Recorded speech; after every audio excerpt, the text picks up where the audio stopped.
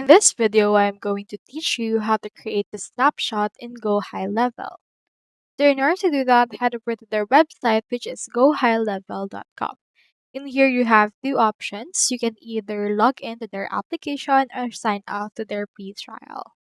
So if you do not have an account, this free trial option is for you. But if you already have one, click on this login option right there. Now, since I already have an account, let me proceed to log in.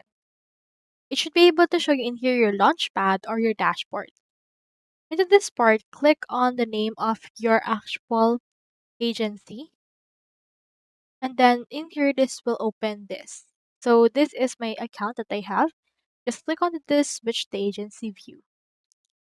Once you have switched to your agency view, next thing you need to do is just head over to your account snapshots.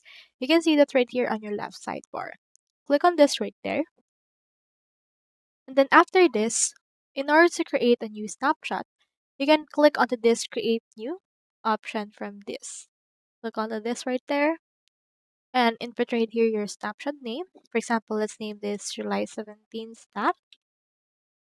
Input right here the sub account that you want to get a snapshot from and click on next. Once you have done that, this will prepare the assets for this and get the snapshots. You can see in here the progress until it's reached 100%. And once it's done, you can see or create snapshots based on the assets linked with this sub accounts. You can choose which one you want. For example, let's choose one from the funnels and website.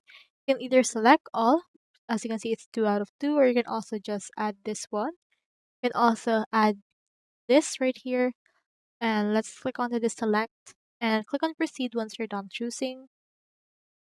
As you can see, snapshot creation has been initiated and it may take some time for this to be actually added right here. So just wait for this. But once it's done, it should be able to appear right here in the account snapshots that you have. So that's how you create a snapshot in GoHighLevel. Hope we helped.